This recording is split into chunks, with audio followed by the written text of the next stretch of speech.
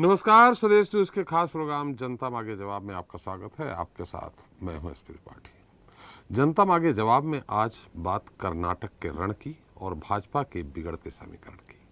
बात बीजेपी में बगावत की और टिकट बंटवारे से हुए नेताओं के आहत होने की, और बात कर्नाटक की कुर्सी के लिए दूसरे दलों के सियासी समीकरण की। अगले महीने की 10 तारीख कर्नाटक के लिए बेहद अहम दिन है। कर्नाटक विधानसभा का चुनाव काफी मायनों में खास माना जा रहा है। राज्य में एक एक सीट के लिए समीकरण बैठाए जा रहे हैं। भाजपा कांग्रेस के अलावा जेडीएस मैदान में है, तो वहीं दिल्ली और पंजाब में अपना झंडा गाड़ चुकी आम आदमी पार्टी भी दक्षिण विजय पर निकली है। वहीं दूसरे छोटे दल, जिनमें जनार्दन रेड्डी की केआरपीपी, वाम दल, बहुजन समाज पार्टी, एसडीपीआई और असदुद्दीन ओवैसी के नेतृत्व वाली एआईएमआईएम जैसी पार्टियां भी यहां कुछ चुनिंदा सीटों पर ताल ठोक रही हैं। कर्नाटक में बात चुनावी मुद्दों की करें तो भ्रष्टाचार, जातिगत आरक्षण, महंगाई, बेरोजगारी इस चुनाव में अहम मुद्दे हैं। तो वहीं दूसरी ओर नंदनी बनाम अमूल दूध की लड़ाई भी राजनीतिक श्वेत क्रांति बनी हुई है। मुद्दों से इतर यहाँ एक बात और गौर करने वाली है कि कर्नाटक देश के उन राज्यों में शुमार है जहाँ हर 5 साल पर सरकारें बदल जाती है। कर्नाटक में यह सिलसिला 1985 से चल रहा है। यहाँ की जनता 5 साल एक पार्टी को तो 5 साल दूसरी पार्टी को मौका देती है। इसे कर्नाटक की सियासत का संयोग ही कहा जाएगा कि राज्य में पिछले 38 सालों के चुनावी इतिहास में सत्ताधारी पार्टी लगातार दोबारा सत्ता में वापसी नहीं कर सकी है। इतना ही नहीं, 2013 को यदि छोड़ दिया जाए तो केंद्र में रहने वाली सत्तारूढ़ पार्टी कभी भी राज्य में बहुमत का आंकड़ा हासिल नहीं कर सकी है।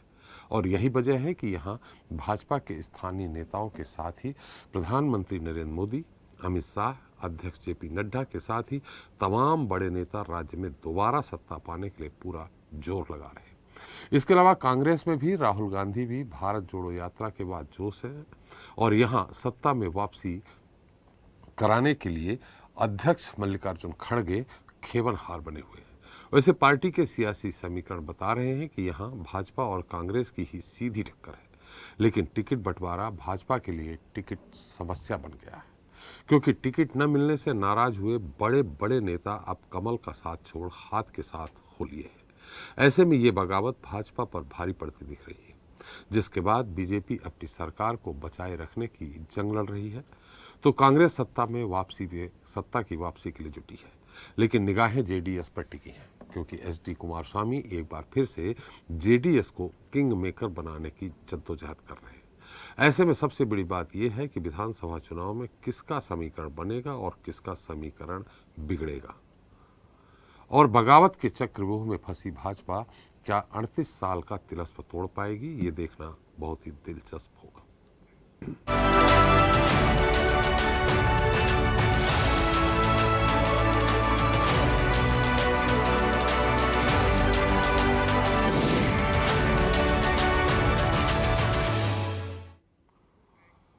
तो कर्नाटक विधानसभा चुनाव को लेकर सियासी सरगर्मी अपने चरम पर है।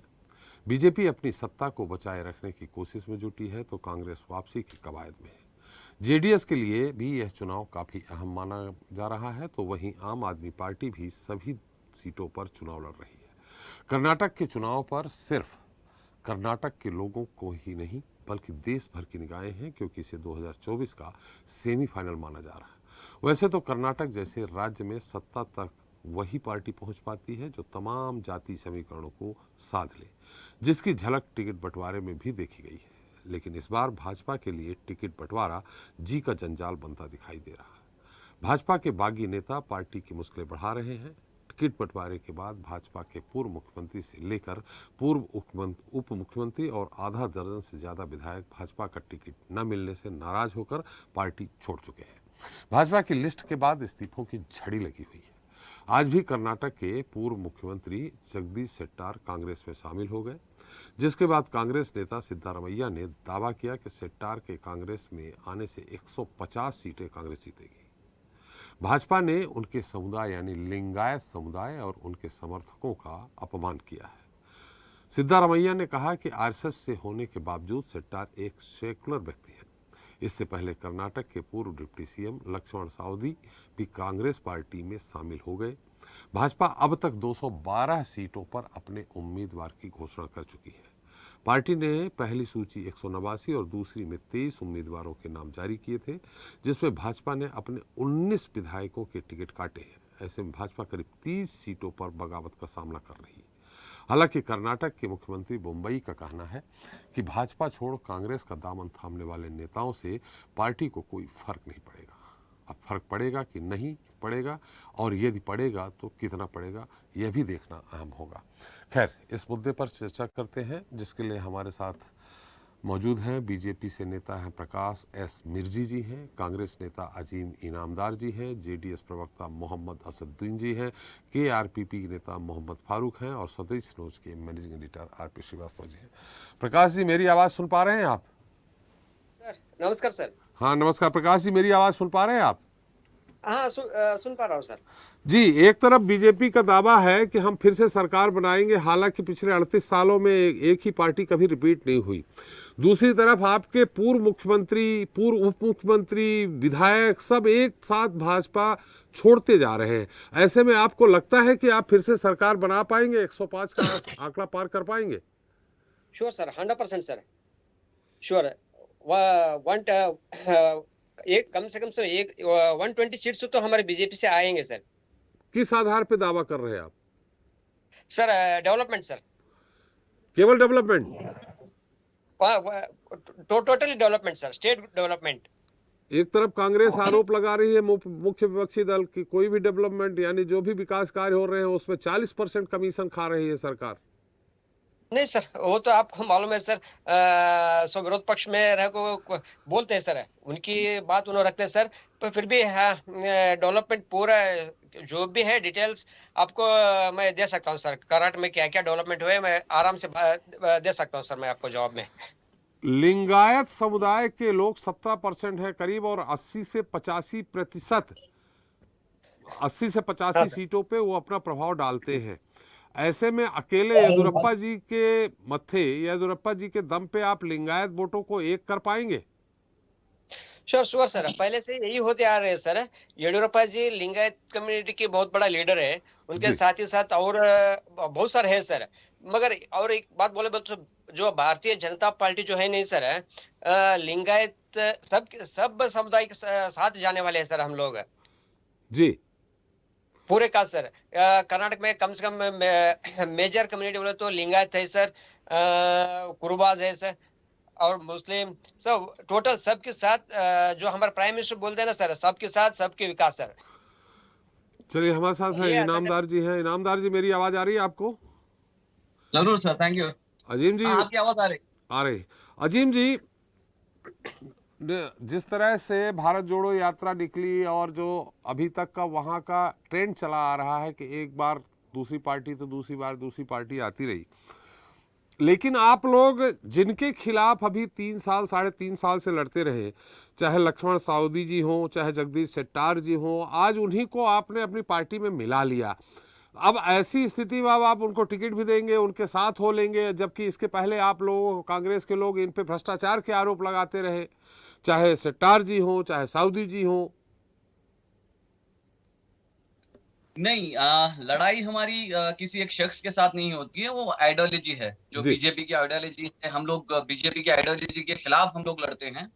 हम लोगों का जगदीश शेट्टर हो या लक्ष्मण सावदी साहब हो, कोई भी हो, ये पार्टी का फैसला है, पार्टी ने उन्हें हमारी पार्टी में लिया है, तो हम इस्तेकबाल करते हैं।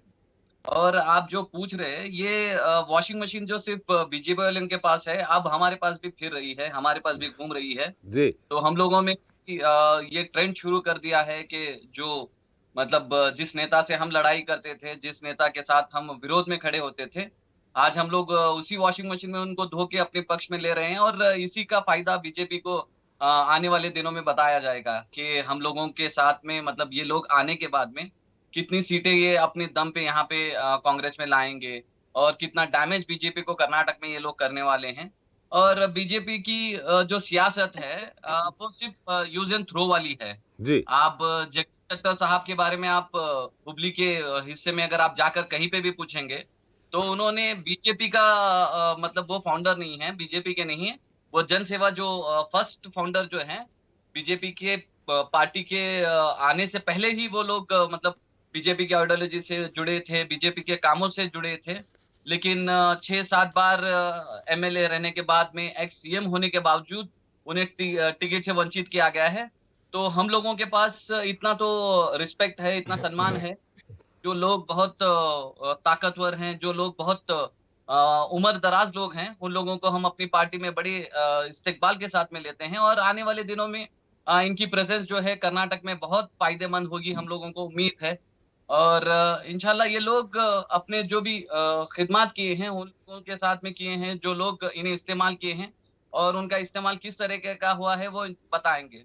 और आप एक सवाल किए थे प्रकाश मिश्री साहब से कि जी 40% कमीशन, ये पूरा देश इस चीज का गवाह है कि कर्नाटक में कितने परसेंट कमीशन ली है, कितने कॉन्ट्रैक्टर्स ने सुसाइड किया है, जी और क्या-क्या यहाँ पे रोड्स वगैरह बनने के बाद में प्रधानमंत्री जी आते हैं, इनॉग्रेट करके चले जाते हैं, वेरी नेक्स्ट डे जो है पूरे रोड्स वगैरह जो है ना डैमेज हो जाते हैं। जी तो इस देश में ये जो भ्रष्टाचार का जो काम हो रहा है, ये तो बहुत उरूज पे है। साथ ही साथ कर्नाटक का तो इतिहास अभी आने वाले दिनों में सारे लोगों को पता चलेगा कि इनकी सरकार ने कितना भ्रष्टाचार किया है, कितना कमीशन लिया है, कितने लूट मार की है। और प्रकाश मिश्र जी साहब का और एक सबका साथ सबका विकास वाला एक जवाब सुन के मैं हैरान हो गया। मुझे नहीं लगता कि इस देश में सबका साथ और सबका विकास हो रहा है। मुझे जहाँ तक मुझे पता है, 2 लोगों का विकास हो रहा है, उन 2 लोगों का ही साथ हो रहा है। जी अगर उन लोगों के साथ में हम लोगों का भी साथ विकास होता तो शायद हम लोगों को फायदा होता। जी चलिए, आपने कहा कि आपके पास भी वॉशिंग मशीन आ गई है, लेकिन जो बीजेपी के पास वॉशिंग मशीन है उससे निकलने के बाद वहाँ ईडी सीबीआई सब नहीं जाते हैं। क्या आपको लग रहा है कि आपकी वॉशिंग मशीन में जाने के बाद ईडी सीबीआई नहीं आएगी आपके पास? हाँ, जितने भी अपोजिशन पार्टीज हैं उनके पास में अगर आप किसी पार्टी से निकल के आप आ रहे हैं तो उनके पास सबसे पहले ईडी और आईटी रेड वगैरह होंगी। लेकिन हमें भरोसा है इस देश की सरकार के जो इंडिपेंडेंट हमारे ये हैं एसोसिएट्स हैं, वो लोग इंशाल्लाह आने वाले दिनों में इन लोगों का साथ नहीं देंगे। इन लोगों के खिलाफ भी जो चीजें निकल के आ रही हैं, उनके साथ में भी मतलब वही तरीके का इंसाफ होगा जो इतने दिनों तक गलत तरीके से इस्तेमाल हुआ है। अभी मैं कल ही वो पुलवामा का अगर स्टेटमेंट आप लोगों की नजर में है, तो ऐसे बहुत सारे अब सच जो है नहीं निकल कर सामने आएंगे, और इस देश की जनता जो है नहीं इस सारी चीज का आक्रोश, इस सारी चीजों का विरोध करते हुए सड़कों पे नजर आएगी। चलिए, हमारे साथ मोहम्मद असदुद्दीन जी हैं, जेडीएस के प्रवक्ता हैं। असदुद्दीन साहब, मेरी आवाज आ रही है आपको? जी आ रही है जी। असदुद्दीन साहब, क्या हालांकि आप जीतते पिछली बार भी किंग मेकर थे, क्या आपको लगता है फिर किंग मेकर की भूमिका में रहेंगे? और किंग मेकर की भूमिका में रहेंगे तो बीजेपी तोड़ लेती है। पिछली बार आपके विधायकों को तोड़ करके फिर से सरकार बना ली, हालांकि कांग्रेस के भी टूटे, कांग्रेस के ज़्यादा टूटे हैं, लेकिन आपका तो महत्वपूर्ण है। और सबसे बड़ी बात है कि जेडीएस दक्षिण कर्नाटक की तरफ ही केवल केंद्रित है। जी। आपका जो सवाल था कि क्या आपकी बार भी हम किंग मेकर रहेंगे, जी हम एक बहुत बड़ी सरप्राइज देने जा रहे हैं, क्योंकि हमारा जो विजन है कर्नाटका के लिए, पंचरत्ना जो प्रोग्राम है हमारे, और हमारा जो इससे पहले का ट्रैक रिकॉर्ड रहा है, इसकी बुनियाद पर मुझे लगता है कि अब की बार हम किंग जी मेकर नहीं रहेंगे, बल्कि हम किंग बनने जा रहे हैं। किंग बनेंगे अपने बलबूते पर। हम 120 से 123 सीट्स जीतेंगे। सिंपल मेजोरिटी के लिए 113 सीट्स की जरूरत है, 113 एमएलए की जरूरत है। लेकिन जिस तरह का रिस्पॉन्स हमारी जो है ना अपना हमारे विजन को मिल रहा है, पंचरत्ना का विजन, जिसमें जो है ना हमारे बहुत सारे पॉइंट्स हैं, जिसमें हमने प्रॉमिस किया जनता से कि हर पंचायत लेवल पर हाईटेक स्कूल होगा, जी हर पंचायत लेवल पर हाईटेक हॉस्पिटल होगा, फ्री हेल्थ, फ्री एजुकेशन, और उसके बाद फ्री हाउसिंग। इसके साथ साथ में महिला सबलीकरण का हमारा प्लान है, रोजगार का। दरअसल हम लोग एक वेलफेयर स्टेट की स्थापना करना चाहते हैं कर्नाटका में। आज आप देख रहे हैं कि देश में क्रोनी कैपिटलिज्म का जिस तरह से दौर चला है, कुछ बीजेपी के खास जो है ना अपना बिजनेसमैन ही जी बहुत ज्यादा बिजनेस फैला रहे हैं, दूसरे तमाम का खात्मा किया जा रहा है। जिस तरह से हमारे शरीर में हेल्दी बॉडी के लिए जरूरी है कि ब्लड का सर्कुलेशन बॉडी के हर पार्ट तक पहुंचे, उसी तरह एक अच्छे समाज, मजबूत समाज के निर्माण के लिए वेल्थ जो जनरेट हो रही है उसका सर्कुलेशन भी पूरे समाज में होना चाहिए। यहाँ पर बीजेपी के दौर में ये नहीं हो रहा है। हम लोग जो है ना हम लोगों ने बहुत सारी वेलफेयर जो है ना अपना स्कीम्स का अनाउंसमेंट किया है, रेस्पॉन्स बहुत अच्छा मिल रहा है। जिसकी बुनियाद पर हमें यकीन है कि हम अब की बार किंग होंगे। एक और बात मैं कहना चाहूंगा जी कि मुझे बड़ी खुशी हुई कि पहले सिर्फ एक पार्टी के पास में वॉशिंग मशीन हुआ करती थी, जहाँ पे सारे टेंटेड कम्युनल लोग चले जाते और उसके बाद धुल के बाहर साफ शफाफ बन के आते थे। अभी हमारे साथी बता रहे थे कि उनके पास भी है कांग्रेस में। तो ये वॉशिंग मशीन्स वगैरह ये अपने मतलब के लिए लोगों को लाते हैं, उनके टेंटेड पास पे जो है ना पर्दा डाल देते हैं, ये धुल के बाहर निकल जाते हैं। हमारे पास ऐसी कोई बात नहीं है। और एक और हमारे बीजेपी के साथी ये बता रहे थे कि सबका साथ, सबका विश्वास वगैरह, और हम तमाम कम्युनिटीज को साथ लेकर चलते हैं। मैं जरा उनसे जानना चाहूंगा कि तमाम कम्युनिटीज में क्या मुसलमान भी शामिल हैं? क्या मुसलमान को भी एक इंडियन कम्युनिटी है समझते हैं? और अगर समझते हैं तो बताएं कि कर्नाटका में कितनी जगह पर इन्होंने मुसलमानों को टिकट दिया है? जी, ये मैं पूछ लूंगा प्रकाश जी से, लेकिन एक बात है यहाँ मोहम्मद साहब, जैसा कि देखिए पिछली बार आपकी 37 सीटें थी, जिसमें से दक्षिण मैसूर जो कह सकते हैं पुराना मैसूर जो क्षेत्र है दक्षिण कर्नाटक, वहाँ की 66 सीटें हैं, जिसमें से आप 30 सीटें अकेले लेकर के आ गए थे। टोटल 37 सीटें हैं। यानी बुक्कालिगा जो जाति है जहाँ से कुमार स्वामी जी भी आते हैं, वहीं पे केवल प्रभाव है। तो आप इस बार 123 सीट, क्या लिंगायत वोटों पे भी आपकी नज़र है? आपके पास कौन लिंगायत नेता है लिंगायत समुदाय से आने वाला, या अन्य और कौन सी आपने बहुत अच्छी चीज़ें बताई कि हम इस मुद्दे पे लड़ रहे हैं चुनाव। वो तो केजरीवाल जी भी पहुंचे हैं और वो भी ये जो जितने मुद्दे आपने गिनाए हैं सारे मुद्दे वो भी गिना रहे हैं। तो अब आप जो 37 सीटों में से 30 सीटें आपकी सिर्फ दक्षिण कर्नाटक, जहां से कुल 66 सीटें आती वहां से थी, इस फिर कैसे 120-125 का दावा कर रहे हैं आप? दरअसल देखिए, कर्नाटक की जनता बीजेपी के कम्युनल एजेंडा से बहुत ज्यादा परेशान है जी। मुख्तलिफ मजहब के मानने वालों के बीच में जिस तरह से जो है ना नफरत फैलाते हैं, जिस तरह इनका एजेंडा, यानी डेवलपमेंट नाम की कोई चीज इनके पास नहीं है। यहाँ पर जिस तरह से हिंदू मुस्लिम का मामला किया जाता है, कभी हिजाब का मामला लाया जाता है, कभी जो है ना हलाल कट या झटका कट के जानवर कैसे जुबा होना चाहिए, स्लॉटर होना चाहिए, उसको इश्यू बनाया जाता है। मंदिरों के आसपास मुस्लिम लोग कारोबार नहीं कर सकते, इसको इश्यू बनाया जाता है। यहाँ एक द्राविडियन स्टेट में यहाँ की जो जनता है, ये जनता इन चीजों से जो है ना बिल्कुल ही उब चुकी है, नाराज है, वो तब्दीली चाहते हैं। और बीजेपी के इस नैरेटिव के अगेंस्ट में हमने काउंटर नैरेटिव पेश किया है। हमने एक काउंटर नैरेटिव पेश किया है कि हमारे कर्नाटका से ताल्लुक रखने वाले राष्ट्र कवि कुवेंपु, उनका जो सपना था कर्नाटका के बारे में कि सर्व जनांगद शांति अतोटा, कर्नाटका तमाम मजहब के, तमाम हर तरह के लोगों के लिए अमन का गहवारा, शांति का जो है ना बाग, ये हमारा काउंटर नैरेटिव है जिसको अवाम बहुत ज्यादा पसंद कर रहे हैं। अवाम डेवलपमेंट चाहते हैं, मजहबों के बीच में नफरत नहीं चाहते, भाईचारगी चाहते हैं। तो इसकी वजह से अवाम खुद ब खुद हमारी तरफ आ रहे हैं। बहुत अच्छा रिस्पॉन्स मिल रहा है और हमें पूरा यकीन है कि हम अपने इस काउंटर नैरेटिव और फ्यूचर के इस विजन की बलबूते पर अपने बलबूते पे हुकूमत बनाएंगे। चलिए, हमारे साथ कल्याण राज्य पक्ष पार्टी मोहम्मद फारूक जी हैं। फारूक जी, मेरी आवाज आ रही है आपको? फारूक जी, मेरी आवाज आ रही है आपको? चलो उनसे, श्रीवास्तव जी आपकी इस मुद्दे पे टिप्पणी, फिर एक बार फिर हम बीजेपी, कांग्रेस और जेडीएस के पास जाएंगे। इस पूरे मुद्दे पे क्या लगता है आपको, जिस तरह से पूर्व मुख्यमंत्री और पूर्व उप मुख्यमंत्री जो अभी तक थे, उनने भी कांग्रेस का दामन थामा, नहीं या कांग्रेस को फायदा मिले ना मिले, लेकिन बीजेपी को कितना नुकसान पहुंचाएंगे? देखिए त्रिपाठी जी, जब कोई ऐसा चुनाव होता है और किसी जो सत्ताधारी दल के लोग अगर पार्टी छोड़ के जाते हैं तो एक नया नैरेटिव सेट होता है जी, कि उनको लगता है कि शायद ये लोग जो है उस पार्टी को फिर से सत्ता में आने देना नहीं चाहते हैं। एक दूसरी बात ये होती है कि वो उसको पार्टी से टिकट नहीं मिलता और नाराज़गी व्यक्त करता है। तो नाराज़ होने के बाद वो किस पार्टी की तरफ जाएगा?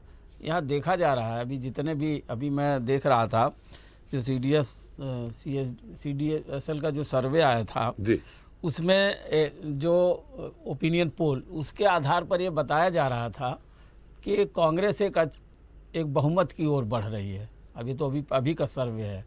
ऐसे बहुत सारे पोल्स आए हैं। पोल्स में भी हमने देखा कि बीजेपी को सत्ता नहीं मिलते हुए बताया जा रहा है। अब ये बात अलग है कि अभी चुनाव होने में टाइम है और इस तरह से, तो जब ऐसी हवा होती है तो जो पार्टी जिससे लोग नेता छोड़ करके जाते हैं तो उसी पार्टी में जाते हैं जिसका कोई वो रहता है, जिसकी संभावना बनी रहती है। और शायद ये सेक्टर पूर्व सीएम रहे हैं, बड़े नेता रहे हैं। आप ये समझिए कि हुबली तक की तरफ इसका 25-30 सीटों में इनका एक बहुत बड़ा प्रभाव रहा है। और एक दूसरे सबसे बड़ी बात है, लिंगायत समाज से आते हैं, तो लिंगायत की जो पॉपुलेशन है लगभग 17% है पॉपुलेशन जी, 17% है और 70 से 80 सीटों पर प्रभाव। हाँ, उसमें ये एक जो है जो कमी थी कांग्रेस में कि इस तरह का कोई बड़ा नेता उनके साथ जुड़े, तो उसका अब फायदे की बात तो अभी नहीं किया जा सकता, तो चुनाव रिजल्ट बाद पता चलेगा। लेकिन ये बात सच है कि ऐसे में ये पार्टी जहाँ डबल इंजन की सरकार है, मोदी जी जैसा एक प्रभावशाली नेता है, वहाँ का कोई नेता छोड़ के जाता है तो दो ही बात होगी, या तो जो पार्टी चाहती नहीं होगी कि उनको पुनः ले आए। एक सबसे खास बात है, देखिए दोनों दलों में, एक तरफ लोग पार्टी छोड़ के जा रहे हैं, बहुत दर्जनों लोगों ने छोड़ दिया, विधायकों ने छोड़ा और बड़े पदाधिकारियों ने छोड़ा, पूर्व मुख्यमंत्री ने छोड़ा, मुख्यमंत्री ने छोड़ दिया। तो एक तरह से एक तो जो परसेप्शन जाता है पार्टी की तरफ से, मतलब जो सत्ताधारी दल है, कि उन्हें रोक नहीं पा रहा है या मनाने की कोशिश की जा रही या नहीं की जा रही, ये सारी बातें मान मनौवल चलता रहता है पार्टियों में जी। लेकिन दूसरी तरफ आप देखिए, जहाँ तक कांग्रेस का सवाल है, कांग्रेस में भी ऐसा नहीं है कि बहुत कोई ठीक ठाक है, वहाँ भी 2-2 मुख्यमंत्री पद के दावेदार हैं। अगर जेडीएस जिस तरह से पोल्स के संभावना बताई जा रही है, तो उसको लेकर के कुमार स्वामी से लेके आपका जो है ये जो है डीके शिव कुमार और जो सिद्धारमैया, ये भी 3-3 मुख्यमंत्री के दावेदार होंगे। तो ऐसी स्थिति में भी एक बड़ी गंभीर समस्या खड़ी होगी आने वाले दिन में, अगर ऐसे चुनाव रिजल्ट आते हैं, हंग असेंबली आती है तो जी। एक जो सबसे बड़ा सवाल है कि मैं 2 रीजन की बात करूंगा त्रिपाठी जी। एक जो है हैदराबाद रीजन कहलाता कर्नाटका का, जहाँ लगभग जो है करीब 35 से 40 सीटें आती हैं। यहाँ पर जो है कांग्रेस का एक होल्ड रहा है। यहाँ पर क्या है कि जो SC ST और मुस्लिम वोट बहुत ज़्यादा, जो बीदर वगैरह ये सब इलाका, ये लगभग अभी तो इसका नाम कल्याण या कुछ रख दिया गया है, लेकिन इसको इसी नाम से जानते हैं। एक दूसरा है बॉम्बे रीजन है, जो है महाराष्ट्र से सटा हुआ एरिया है, उसको भी। तो ये सब बहुत ऐसे होल्ड है जहाँ विभिन्न जातियाँ जो हैं ये चुनाव डिसाइड करती हैं। हमें लगता है कि जो SC ST वोट बैंक है अगर और मुस्लिम वोट बैंक है, ये काफ़ी प्रभाव डालते हैं। और आपने देखा होगा कि पूरे प्रदेश में मुस्लिम आबादी लगभग 13% है, SC 17% है, ST 7% है और बाकी अदर्स हैं। तो ये भी एक बहुत बड़ा वोट बैंक है। अगर हम इन 2-3 समाज जैसे कुरबा है 8% है, तो लिंगायत वोका लिंगा के बीच में ही पूरे प्रदेश को नहीं बांटा जा सकता अगर जाति समीकरण देखा जाए। उसके लिए ज़रूरी है कि इन सारी आबादी की। अब रही बात वहाँ पर 2-3 मुद्दे हैं। एक तो ये है कि अगर कांग्रेस को कुछ फ़ायदा मिलता होगा तो राहुल गांधी की यात्रा भी हो सकती है। बेरोजगारी एक मुद्दा है। दूसरा भ्रष्टाचार, जो 40% कमीशन का भी, कल भी जो है राहुल गांधी ने जब भाषण दिया तो 40% कमीशन वाली बात उठाया, सरकार के ऊपर आरोप लगाया और उन्होंने कहा कि 40 वाले को 40 से ज़्यादा सीट मत देना, इस टाइप की बात करते रहे। और महंगाई, ये सारे मुद्दे हैं। तो स्थानीय मुद्दे भी हैं।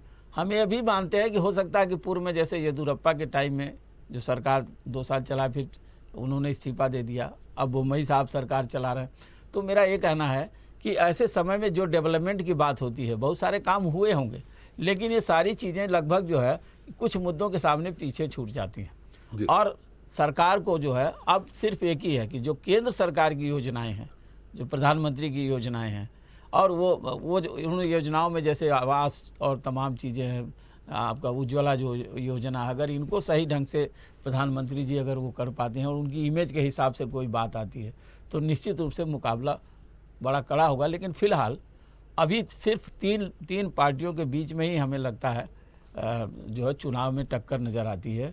और ये है जो है आपका भाजपा, कांग्रेस और येदियुरप्पा की पार्टी। तो ये सब सारी चीज़ें हैं। इनकी पार्टी क्या नाम है, JDS। तो ये सारी इनको देखते हुए लगता है कि कर्नाटक में इस बार जो चुनाव बड़ा ही रोचक होगा और आने वाले समय में इन सारे नेताओं को जो पसीना बहा रहे हैं, चाहे भाजपा के हों, कांग्रेस के हों, ये बड़ा दिलचस्प हो जाएगा। चलिए, हमारे साथ मोहम्मद फारूक जी जुड़ गए हैं, कल्याण राजपक्ष पार्टी से है, KRPP। फारूक जी, मेरी आवाज़ आ रही है आपको? आ रही है सर, आ रही है सर। फारूक जी, एक तरफ जैसा कि चुनावी समीकरण बता रहे हैं, जो अनुमान बताए जा रहे हैं कि बीजेपी कांग्रेस में टक्कर है, लेकिन त्रिकोणीय संघर्ष जेडीएस भी बना रहे, ऐसे में आपकी पार्टी, आप क्या कहते हैं, आपकी पार्टी किस पोजीशन पे रहेगी? क्या समीकरण बिगाड़ेगी, जेडीएस की स्थिति में आएगी, या आप पूरा बहुमत ले रहे हैं? सर पूरा बहुमत तो नहीं है। हम लोग यहाँ पर कल्याण यानी कि नॉर्थ कर्नाटक पर हमारे साहब जो संस्थापक राज्याध्यक्ष है वो कंसंट्रेट कर रहे हैं जी।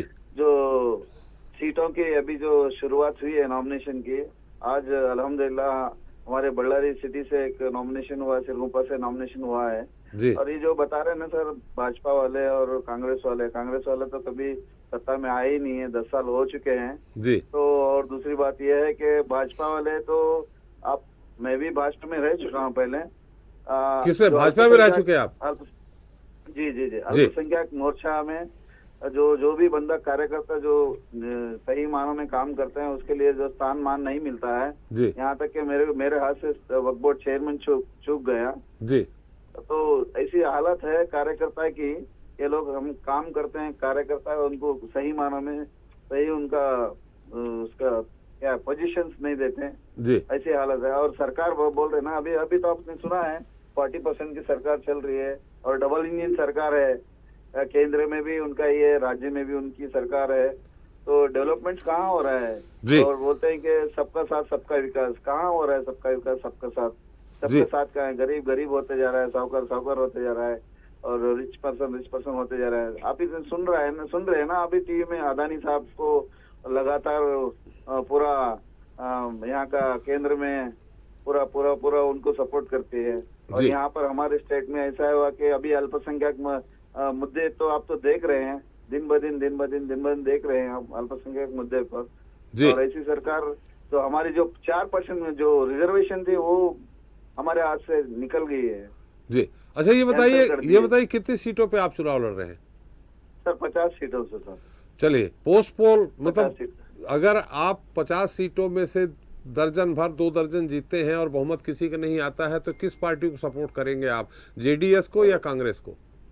नहीं, जेडीएस तो कांग्रेस तो, जेडीएस तो कहाँ है सर? जेडीएस तो वहाँ दक्षिण भारत, आपने बताया ना, दक्षिण कर्नाटक में वहाँ तक सीमित है जी। यहाँ पर तो उत्तर कर्नाटक में तो हम लोग अभी केआरपीपी का चर्चा लगा हुआ है और जब उस टाइम पे देखेंगे क्या भाजपा की सरकार बनाने वाले हैं या कांग्रेस की सरकार बनाने वाले हैं, उस मुद्दे पर देखकर हम लोग डिसाइड करेंगे सर उस टाइम पे।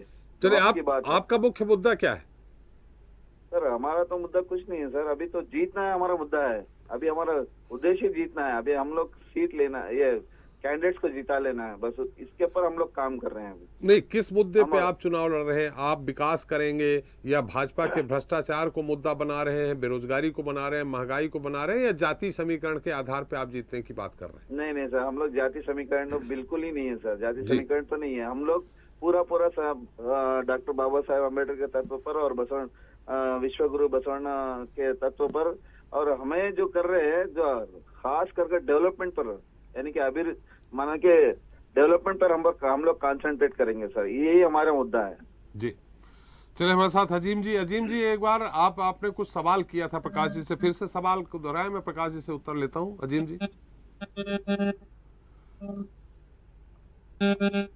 जी मेरी आवाज आ रही है आपको?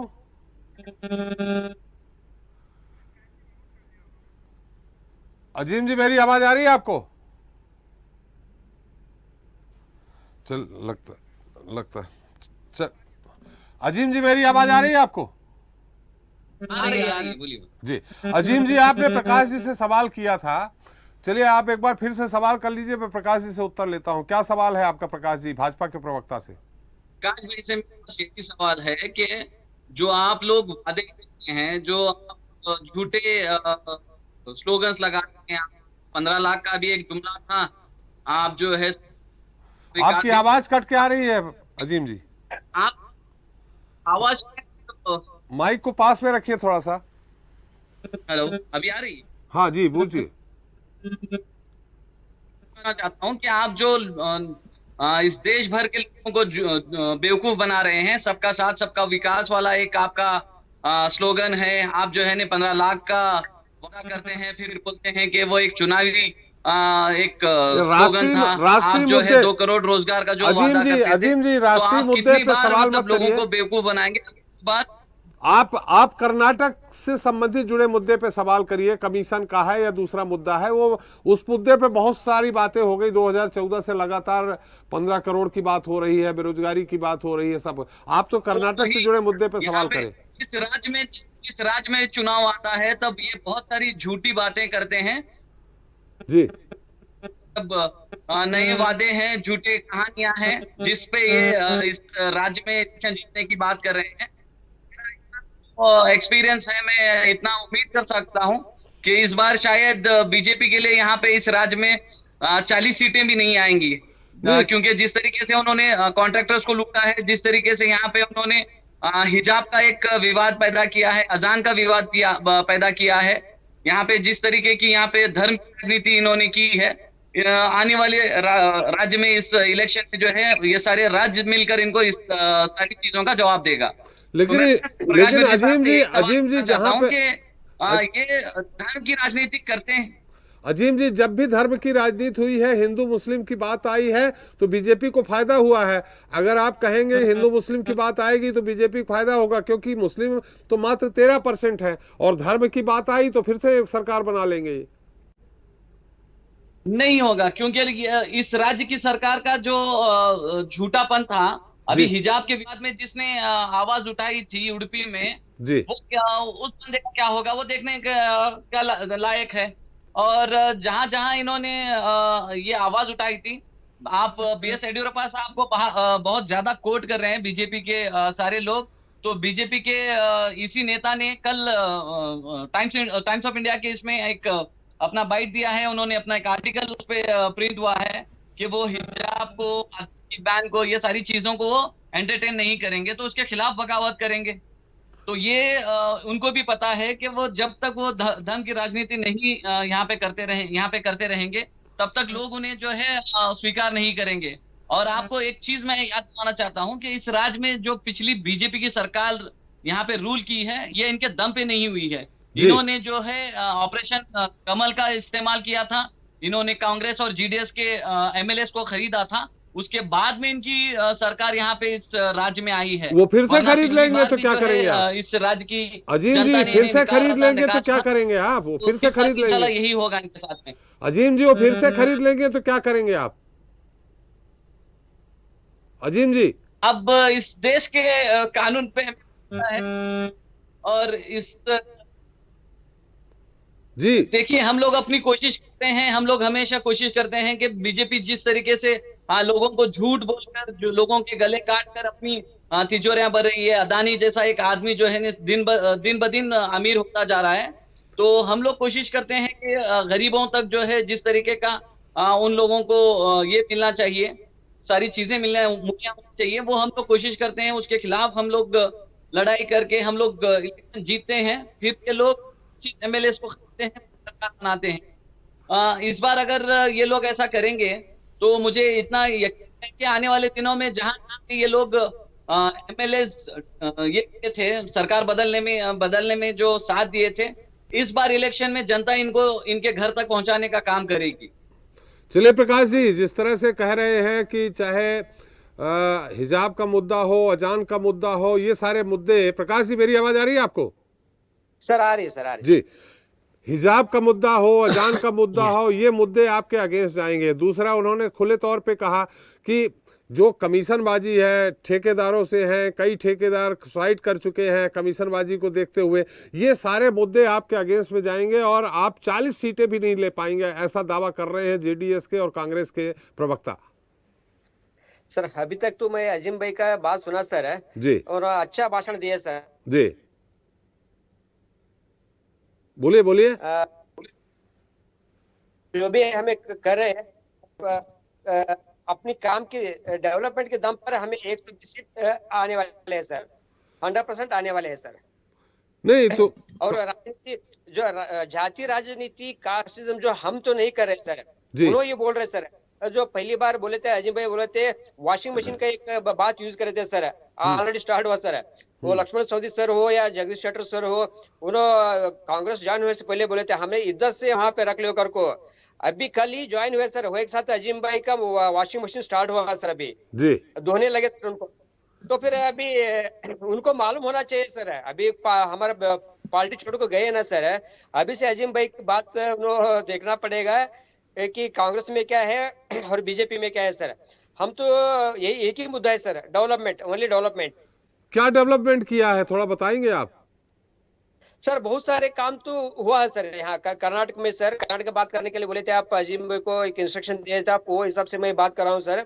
जो भी रोड्स हो या वगैरह रोड्स, ब्रिजेस हो सर, फ्लाईओवर्स हो, जो भी कितने भी इंडस्ट्रीज हो, ऐसे तो बहुत सारी चीजें डेवलपमेंट हो रहे सर, ये 5 सालों में अच्छा डेवलपमेंट हो रहा है सर। और जी हेलो जी जी जी बोलिए। वैसे तो अजीम भाई अच्छा भाषण देते हैं सर, उसका तो कोई जो है ये नहीं, ज्यादा जवाब नहीं दे पा रहे होंगे सर, बट डेवलपमेंट हमारा एजेंडा है सर। डेवलपमेंट एजेंडा है, लेकिन वहाँ जो सामने बातें आ रही हैं, जो लिंगायत समुदाय आपके साथ येदियुरप्पा जी के आने के बाद काफ़ी हो गया, रामकृष्ण हेगड़े जी ने उसकी शुरुआत की और लिंगायत समुदाय आपके पास आ गया। लेकिन अकेले लिंगायत समुदाय के जैसे सेट्टर जी भी उसी से आते हैं, सेट्टार जी, वो अब उधर चले गए हैं। अकेले अब येदियुरप्पा जी भी एक तरह से राजनीति से संन्यास ले लिए तो नाराज से चल रहे हैं। तो इस बार कितनी सफलता मिल पाएगी लिंगायत वोटों को एक लामबंद करने के लिए आपको?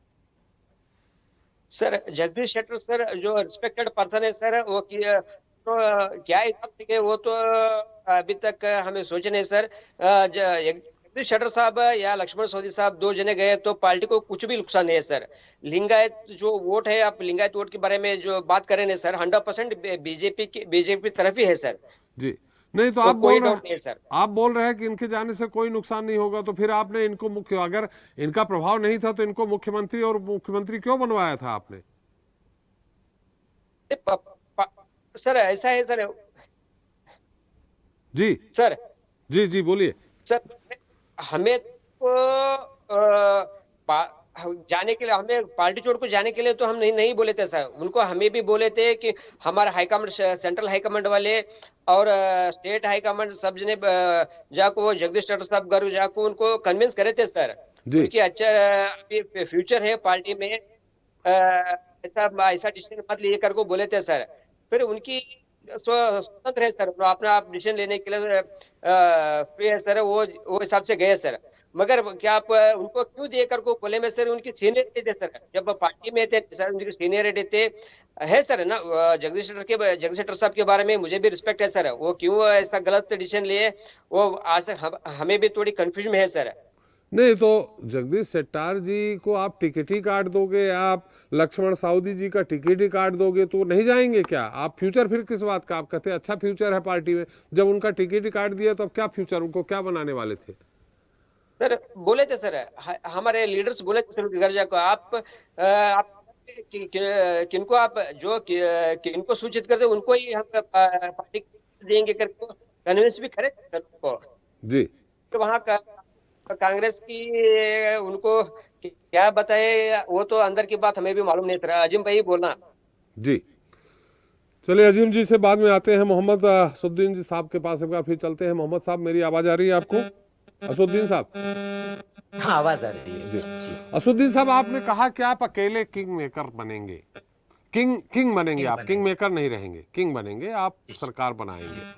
हमने आपसे कई सवाल किए थे, वहाँ बहुत सारी और जाति हैं, कुरवा जाति से भी है जहाँ सिद्धारमैया जी आपके साथ हैं, और अगर ये दोनों वोटें आपके साथ कांग्रेस के साथ हैं, लेकिन आपकी लड़ाई वहाँ किससे है? माने आप अकेले सरकार बना रहे हैं, मैं मान लेता हूँ, लेकिन नंबर 2 पे बीजेपी है कि कांग्रेस है? और सर जी नंबर 2 पे आप कांग्रेस को ही मान सकते हैं जी, क्योंकि कर्नाटका जैसे मैंने आपसे कहा, बल्कि पूरा साउथ इंडिया, यहाँ पर जो है ना लोग प्यार मोहब्बत से रहने के आदी हैं सैकड़ों साल से, ये यहाँ की परंपरा रही। अब यहाँ पर एक दफा जो है ना जो बीजेपी कुछ 110 सीट भी जीत कर आई थी, that was the saturation level 2008 में जी। वो भी इसलिए मुमकिन था क्योंकि यहाँ पर बागडोर एक मजबूत लीडर के हाथ में थी, बीएस येदियुरप्पा के हाथ में जी, जो हार्डकोर हिंदुत्व में विश्वास नहीं रखते। उनके पीरियड में हिजाब, हलाल, इस तरह के कोई मुद्दे नहीं उठे थे। जी तो कंपेरेटिवली एक हिंदू मुस्लिम एकता वाला माहौल था जो यहाँ के लोग चाहते हैं, इस हिसाब से उस वक्त उनको साथ दिया गया था। लेकिन अभी का जो इलेक्शन है, जी ये इस इलेक्शन की बागडोर एक बहुत ही कमजोर चीफ मिनिस्टर के हाथ में है। एक बहुत ही कमजोर चीफ मिनिस्टर जो आरएसएस के इशारे पे नाचता है, हाईकमांड के इशारे पे काम करता है। यहाँ पे बहुत ज्यादा मसाइल हिंदू मुस्लिम वगैरह के पैदा हुए, तो यहाँ के लोगों का ये मिजाज नहीं है। तो ये लोग अब की बार बहुत ज्यादा सजा मिलेगी बीजेपी को, और सेकंड नंबर पे शायद कांग्रेस रहेगी। और मैं आपको एक चीज और बताऊं, इससे पहले के सेगमेंट में आपने ये कहा था कि जनता दल सेक्युलर सिर्फ अपना साउथ कर्नाटका तक महदूद है। जी नो डाउट, पिछले इलेक्शन में साउथ कर्नाटका में हमने सबसे ज्यादा सीटें जीती थी, 37 मिली थी लेकिन- आपको, 30 वहीं से थी। 30 वहीं से थी। जी हाँ, लेकिन पिछले इन 5 सालों में हमने जिस तरह से अपनी ऑर्गेनाइजेशन को मजबूत किया है, और जिस तरह से काम हमारे सीनियर लीडर्स अपना एचडी कुमार स्वामी साहब, बंडेप्पा कासिमपुर वगैरह ये तमाम लोग करते आ रहे हैं, तो उसके बाद संगठना बहुत काफी मजबूत हुई है। और हमारा जो फ्यूचर का विजन है, जहां पर हम जो है ना अपना डेवलपमेंट के इश्यू पे जो है ना फोकस कर रहे हैं। और हमारा डेवलपमेंट का मतलब ये नहीं होता कि पर्सनल डेवलपमेंट, जहां पे कोई बीजेपी के एमएलए का इतना डेवलपमेंट हो जाता है कि घर पे रेड होती है तो 7 करोड़ 80 लाख रुपए उसके घर से निकल जाते हैं। इस तरह का कोई पर्सनल डेवलपमेंट नहीं, कर्नाटक का डेवलपमेंट का जो विजन है हमारा, और हमने जो जो स्कीम्स लेकर आवाम के सामने गए हैं, बहुत अच्छा रेस्पॉन्स मिल रहा है। और इसकी वजह से सिर्फ साउथ कर्नाटका ने अपना कल्याण कर्नाटका में, नॉर्थ कर्नाटका में आता है, और नॉर्थ कर्नाटका का एक और सेगमेंट है अपना कित्तूर कर्नाटका, जिसे मुंबई कर्नाटका भी कहते हैं, वहां पे हमारा बहुत ज्यादा ग्रोथ हुआ है। कोस्टल कर्नाटका में हमारा ग्रोथ बहुत ज्यादा हुआ है, सेंट्रल कर्नाटका में। तो कटिंग अक्रॉस रीजन्स हमारी पार्टी ने बहुत अच्छा काम किया है, बहुत अच्छा जो है ना विजन लेकर वहां पे गए हैं। हर जो है ना घर की बुजुर्ग महिला को 5,000 रुपया महीना देने का हमारा वादा है। हर साल 5 सिलेंडर फ्री देने का वादा है हमारा। और कर्नाटक की जनता ये जानती है कि हमने जब भी जो प्रॉमिस किया है उसे डिलीवर किया है। लोगों को ये विश्वास नहीं था कि पिछली बार हमने जो किसानों की कर्ज माफी का वादा किया था ये कर पाएंगे। अलायंस गवर्नमेंट में होने के बावजूद हमने 25,000 करोड़ रुपए का कर्ज माफ किया। तो हमारे ट्रैक रिकॉर्ड रहा है। इस बुनियाद पर हमें यकीन है, और हमारी लीडर्स की मेहनत की वजह से यकीन है कि अब की बार हम किंग बनने जा रहे हैं। और जनता दोनों नेशनल पार्टीज को नकार रही है, क्योंकि यहाँ पर जिस वक्त में ये हिजाब, हलाल, ये तमाम मुद्दे हुए, यानी समाज में डिस्टर्बेंस क्रिएट किया जा रहा था, उस वक्त में जो मेन अपोजिशन पार्टी थी कांग्रेस, वो मुकम्मल तौर पर खामोश थी, टोटली खामोश थी, क्योंकि ये भी ध्रुवीकरण की राजनीति पे जो है ना अपना अमल कर रहे थे। हार्डकोर हिंदुत्व बीजेपी का था, सॉफ्ट हिंदुत्व कांग्रेस का था, किसी इश्यू पे सामने नहीं आ रहे थे। अवाम ने ये देख लिया है कि दोनों मिले हुए हैं। यहाँ की अवाम शांति से जीना चाहती है, यहाँ की अवाम आत्मसम्मान के साथ जीना चाहती है, और सेंचुरीज पुरानी, सैकड़ों साल पुरानी यहाँ की परंपरा हिंदू मुस्लिम एकता की, उसको जिंदा रखना चाहती है। और हमारा विजन जो है, हमारे जो प्लान है, इस वजह से जनता जोक दर जोक हमारी तरफ आ रही है। हाँ, कुछ बड़े लीडर्स टिकट ना मिलने पर नाराज होकर बड़े बड़े लीडर्स कांग्रेस की तरफ जा रहे हैं, उसमें कोई शक नहीं है। लेकिन उनके बहुत सारे जो है ना बीजेपी के लीडर्स कांग्रेस हमारे जेडीएस में भी आ रहे हैं। विश्वकर्मा कम्युनिटी के एक बहुत बड़े नेता रघु आचार साहब, वो साहब जनता दल सेक्युलर में आए हैं। बीदर से सूर्यकांत नागमारपल्ली, जो पिछली बार बीजेपी के जो है ना अपना टिकट पर 50,000 से ज्यादा वोट लिए थे, अब की बार जनता दल सेक्युलर में आ गए हैं। एबी मालका रेड्डी आ गए हैं, यहाँ भी आ रहे हैं। जी जी, एक बात यहाँ थोड़ा सा मैं कड़वा सच है जो वो मैं आपसे साझा करना चाह रहा हूँ। आपने बिल्कुल कई बार हिजाब की बात की, कई बार अजान की बात की, हलाल की बात की। बीजेपी का मुद्दा ही यही है। जब भी इस तरह की बात, हिंदू मुस्लिम की बात आती है, तो अभी तक के जो परिणाम बताते आ रहे हैं वो बीजेपी को फायदा देते रहे। ऐसी स्थिति में आप बार बार ये अगर ये कह रहे हैं हिजाब और हलाल, ये सारी बातें, तो इससे तो बीजेपी को प्लस हो रहा है, क्योंकि आप मुस्लिम मात्र 13% है और 87 वर्सेस 13 हो जाएगा। आपको ध्यान हो, योगी जी ने कह दिया था उत्तर प्रदेश में कि 80 वर्सेस 20 होगा, पूर्ण बहुमत से सरकार बना ली। तो ये चीज जब आप लोग ही कह रहे हैं, तो ऐसा नहीं लगता हिंदू एक हो रहे हैं? मैं एग्जैक्टली यही बात कह रहा हूं कि इनका जो मंत्र रहा है इलेक्शन जीतने का नॉर्थ इंडिया में, जी, जगह जगह पर, उस मंत्र से उनको वहां पर फायदा पहुंचा होगा। मैं इसी बात को फोकस कर रहा हूं कि यहाँ की जो जनता है, यहाँ की जनता इन बातों पे विश्वास नहीं रखती है, इसी वजह से इनको नकार रही है। और दूसरी बात, यहाँ पर जो 13% वर्सेस 87% का मामला नहीं होगा। यहाँ पर मुश्किल से ये जो अपना अपना संघी जहनियत के जो लोग होंगे 8% 10% वर्सेस 90% का मामला यहाँ पर होगा, क्योंकि Karnataka is different from north Indian states. यहाँ का मामला टोटली अलग है। यहाँ के लोग हिंदू मुस्लिम के नाम पर झगड़ना नहीं चाहते। यहाँ के लोग जो है ना शांति से रहना चाहते हैं। तो इसी वजह से जो की बीजेपी ने नॉर्थ इंडियन स्टेट में लगाई थी, उस पॉलिसी का यहाँ पर बिल्कुल फायदा नहीं होगा, बल्कि उल्टा जनता उसको नकारेगी। मैंने आपको इससे पहले भी कहा था कि येदियुरप्पा के पीरियड में भी इसीलिए 110 सीट एक दफा आई, क्योंकि येदियुरप्पा हार्डकोर हिंदुत्व में विश्वास नहीं रखते थे और इसीलिए उस वक्त पे आए। अगर उस पीरियड में एक कमजोर चीफ मिनिस्टर बोम्बई साहब की तरह के मुद्दों को अगर उठने की इजाजत दी जाती, मुख्तलिफ समाजों के बीच में नफरत अगर फैलाई जाती, तो जब भी 110 सीट नहीं आते। कंपैरेटिवली येदियुरप्पा हार्डकोर हिंदुत्व में विश्वास नहीं रखते थे, इसलिए सैचुरेशन लेवल पे जब बीजेपी पहुंची, आज की डेट में यहाँ की जनता उकता चुकी है। यहाँ की जनता के मिजाज में बिल्कुल भी नहीं है और उनकी पॉलिसी जो है अपना हिंदू मुस्लिम वाली, उसको जनता यहाँ पे बहुत सख्ती से नकारेगी, क्योंकि यहाँ के डीएनए में नहीं है, साउथ इंडियंस के डीएनए में। इसी वजह से साउथ इंडिया के किसी भी स्टेट में बीजेपी को जो है ना तरक्की नहीं मिली, कहीं पर भी नहीं मिली। केरला में देख लीजिए, इनका नामो निशान नहीं है, एक आध एमएलए। तमिलनाडु में वही हाल है, तेलंगाना में वही हाल है और उसके साथ में अपना आंध्र प्रदेश में यही हाल है। कर्नाटका में कुछ मौका इनको जनता ने दिया था, लेकिन इस मौके को इन्होंने गंवा दिया। लेकिन लोकसभा में 28 में से 25 सीटें आई कर्नाटका में। जी, अब उसकी वजह मैं आपको बताता हूँ। वहां पर जो है ना हमसे गलती हुई थी।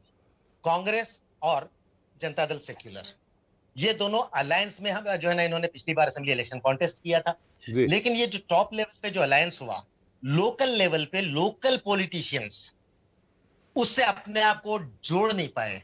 कई चीजें गलत हुई। कई कॉन्स्टिट्यूएंसीज में अलायंस पार्टनर्स के लीडर्स ने ही दूसरे अपने अलायंस पार्टनर के कैंडिडेट को हराने का काम किया।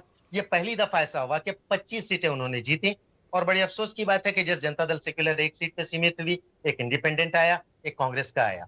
ये उस वक्त की बात थी और उस वक्त में फिर भी बीजेपी का ये मकरूह चेहरा, समाज को डिवाइड करने का चेहरा जनता के सामने खुलकर नहीं आया था।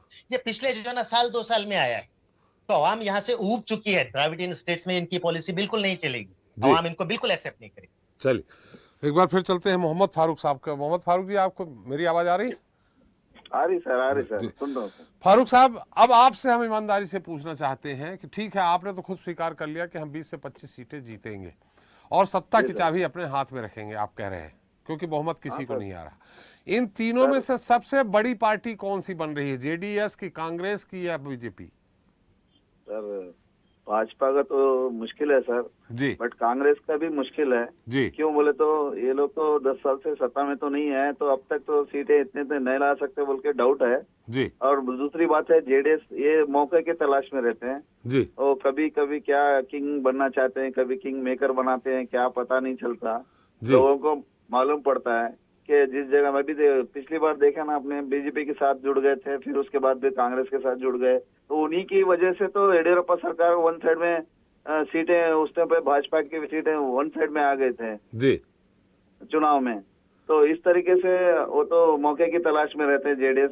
बट हमारा तो एम जो उद्देश्य जो है कि सर, हमारा जो भी सीटें आएंगे उस टाइम पे जो राष्ट्रीय पार्टी जो भी सरकार बनाने में हमारा तो 100% हमारा हाथ रहेगा सर जी। नहीं, आपका हाथ रहेगा, मैंने मान लिया, आप खुद स्वीकार कर रहे हैं। इन तीनों में से सबसे बड़ी पार्टी कौन सी उभर के आएगी? आपने तीनों की बुराइयां गिना दी, एक आध ये कि हाँ इसको इतनी सीटें मिल सकती, इनमें भले 50 सीट 60 सीट 70 सीट, सबसे बड़ी पार्टी कौन सी होगी, जेडीएस, बीजेपी की कांग्रेस? सर इस बार कोई भी एक सत्ता में एक पार्टी की सत्ता नहीं बैठेगी जी। यहाँ पर पूरा ऐसा लग रहा है कि पूरा राजनीति का माहौल ऐसा हो गया है कि हर छोटा से छोटा बंदा जानता है कि भाई यहाँ पे सरकार बनने वाली एक पार्टी की नहीं बनेगी सर जी। कर्नाटक में इस बार एक की नहीं बनेगी, कांग्रेस की एक को तो आप समर्थन देंगे, इन तीन में से किसी एक को आप समर्थन देंगे तब बन पाएगी, मैं स्वीकार रहा हूँ। इसीलिए मैं पूछ रहा हूँ कि समर्थन किसको देंगे? तो बता रहा हूँ सर, समर्थन होगा तो जब सरकार बन पाएगी ना सर। हाँ, जहाँ तक कांग्रेस बनेगी या जेडीएस बनेगी या केआरपीपी बनेगी, बीजेपी की तो नहीं बनेगी इस बार। क्यों? वो तो आपको तो पता है। बीजेपी से काफी नाराज हैं आप? नहीं सर, नाराज की ऐसी बात नहीं है, राजनीति में तो होता है। हम बट देख रहे हैं ना सर, हम लोग आजकल हिजाब हुआ, झटका हुआ, हलाल कट हुआ, वो हुआ, ये हुआ, बस बहुत से कम्युनल रिएक्ट्स हो गए, स्टेटमेंट्स वगैरह अज़ां के बारे में। अभी बताए ना हमारे साथी, अज़ां के मुद्दे पर, उस मुद्दे पर, इस मुद्दे पर, हर चीज में रिस्ट्रिक्शंस, हर चीज में कम्युनल रिएक्ट्स, हर चीज में लोगों के दिमाग में ऐसा कीड़ा भोगो दिया कि हम लोग यहाँ सर, हमारे कर्नाटक के जनता है जो शांति प्रिय है, यहाँ पर ऐसा कीड़ा डाल दिया है कि दिमाग में कि भाई यहाँ पे कम्युनल हर बंदा हर चीज में, चाहे व्यापार में हो, चाहे धंधे पानी में हो, चाहे किसी के कौन से भी फील्ड में हो, यहाँ से लेकर आर्थिक, शैक्षणिक लेवल, हर सामाजिक लेवल में भी, राजकीय लेवल में भी ऐसे, राजनीति लेवल में भी ऐसे ही माइंड सेटअप हो गया अभी लोगों का। ऐसी हालात में एक बंदा भी, हर कोई बंदा, हर पार्टी, एक ही पार्टी को सरकार बनाने के लिए वोट नहीं करेगी सर। इस बार तो भाजपा को लोग, जनता दिखाएगी कि हम लोग क्या है वो, और बताएंगे सर। अल्पसंख्यक बताते हैं ना ये लोग, भाजपा और कांग्रेस वाले, हम लोग बहुसंख्यक लोग हैं सर, माइनॉरिटी वाले। वो लोग बताएंगे हमेशा के, क्योंकि बोलते हमेशा हर बार मुद्दे पर, हर बार मुद्दे पर माइनॉरिटीज को सर कटा हुआ है सर। चलिए श्रीवास्तव जी, क्या लग रहा है आपको? आपने पहले ही कहा कि इस बार का चुनाव बड़ा दिलचस्प है पिछली बार के 2018 के चुनाव के अपेक्षा, लेकिन अगर हिंदू मुस्लिम का कार्ड फिर से खेल लिया बीजेपी ने, तो आप भी जान रहे हैं 87 वर्ष से 13 अगर हो गया तो फिर धर्म का मुद्दा आता है, तो सारे मुद्दे, विकास का मुद्दा, जाति मुद्दा, सब गौण हो जाते हैं। नहीं देखिए, ये ध्रुवीकरण चूंकि भारतीय जनता पार्टी उत्तर भारत में कर चुकी है जी, और इवन कुछ हद तक जो कर्नाटक में भी ऐसा रहा जी, लेकिन हमें नहीं लगता। अब देखिए, जैसे हुबली क्षेत्र जो है वो बड़ा स्ट्रांग होल्ड रहा किसका, भारतीय जनता पार्टी, और सेट्टार जी उधर से आते हैं। अब इनके एक बड़े नेता चले गए, इनकी पार्टी से हट गए। अब आप देखिए, इस तरह का मुद्दा क्रिएट करने वाले भी तो होना चाहिए। सवाल यह है कि इसको ध्रुवीकरण किस तरह से कर पाते हैं, ये देखने वाली बात होगी। लेकिन हमें नहीं लगता कि दक्षिण भारत में, खास करके कर्नाटक जैसे स्टेट में, इस तरह का मुद्दा या ध्रुवीकरण होने की संभावना होगी। आप देख रहे हैं कि कई समाज, कई जातियों के बड़े बड़े नेता हैं और कहीं कहीं वो रोक लेते हैं। ये बात तो तय है कि चाहे DK शिव कुमार हों, सिद्धारमैया हों, या फिर आप देखिए सेट्टार भी अब इनके साथ आ गए हैं। तो ये अपने एक जो है कम्युनिटी के पूरा ये स्ट्रांग होल्ड रखते हैं, अपने क्षेत्र में रखते हैं। तो इस तरह का माहौल बनाने वाली भी ज़रूरत होगी। हालांकि प्रयास हुआ ज़रूर है वहाँ पर कर्नाटक में, लेकिन हमें नहीं लगता कि इस बार इस तरह का मुद्दा होगा। मुख्य मुद्दा हमें जहाँ तक लगता है कि भ्रष्टाचार एक बहुत बड़ा मुद्दा होगा, और होना भी चाहिए, क्योंकि लगातार पिछले 1 साल से विपक्ष जो इसी मुद्दे को सामने लेके आ रहा है। एक जो सबसे बड़ी बात है, जहाँ तक अब मैं एक चीज़ ये कहना चाहूँगा कि उत्तर भारत में कई ऐसे राज्य हैं, उनकी तुलना में पर कैपिटा इनकम कर्नाटका की ज़्यादा है, और एक डेवलप्ड स्टेट में भी आता है वो। कई जगहों पर तो आप देखिए कि बेंगलोर रीजन और आसपास के रीजन में करीब जो है 6-6.5 लाख रुपया पर कैपिटा इनकम है। तो मेरा ये कहना है कि, और जबकि उत्तर भारत में बहुत सारे ऐसे राज्य हैं जहाँ जो बहुत अच्छी इनकम है, तो वो भी 1 लाख 1.25 लाख के ऊपर नहीं पर कैपिटा इनकम है। तो थोड़ा सा एक जो उनका वो भी रहता है कि किस तरह के मतदाता किस तरह से हैं और उनका रुझान क्या है। किसी को गुमराह करके या इस तरह के माहौल क्रिएट करके जहाँ पर वोट लेने वाली बात होती है, तो सवाल ये होता है कि उसके एक तरफा कोई व्यवस्था हो। लेकिन फिर भी त्रिपाठी जी, इस बात से इनकार नहीं किया जा सकता है कि ध्रुवीकरण न हो पाए, हो भी सकता है, कुछ कहा नहीं जा सकता है। अब उसके लिए चूंकि केंद्र में सरकार है भारतीय जनता पार्टी की, और किस तरह से आपने देखा होगा, बंगाल में देखा होगा कि किस तरह से ध्रुवीकरण की तैयारी थी, और वहाँ भी लग रहा था, पहले शुरू में तो यही लग रहा था कि भारतीय जनता पार्टी बंगाल में कहीं जो है ममता बनर्जी की पार्टी को हटा न दे सत्ता से। तो ये ऐसी स्थितियाँ बनती हैं। लेकिन ये जरूर है कि वहाँ पर वर्तमान में जो है कर्नाटका में भारतीय जनता पार्टी आंतरिक कलह से जूझ रही है, नेताओं के आपसी टकराव से जूझ रही है।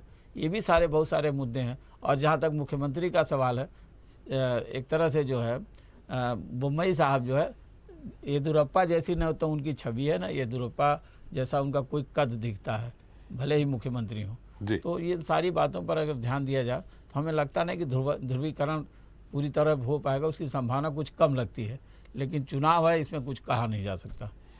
चलिए, हमारा समय भी समाप्त हो गया है। बहुत बहुत धन्यवाद प्रकाश जी आपका, अजीम जी आपका, मोहम्मद असुद्दीन जी आपका, फारूक जी आपका और श्रीवास्तव जी आपका हमारे साथ चर्चा में शरीक होने के लिए और अपना अमूल्य समय देने के लिए। तो आज जनता मांगे जवाब में हमने बात की कर्नाटक के सियासी दलों के चुनावी समीकरण की। चर्चा में सामने आया कि कर्नाटक चुनाव में टक्कर तो सीधे भाजपा और कांग्रेस की है, लेकिन एक बार फिर किंग मेकर की भूमिका में जेडीएस की रहने की भी अटकलें लगाई जा रही। लेकिन देखने वाली बात यह होगी कि भाजपा नेताओं के जो बगावती सुर हैं वो कांग्रेस या अन्य दूसरे दलों को कितना फ़ायदा पहुंचाएंगे, और पिछले चुनाव में 5-5 सालों का जो हिसाब किताब रहा है उसमें इस बार कर्नाटक की जनता का मूड क्या रहने वाला है। जनता मांगे जवाब में इतना ही। नमस्कार।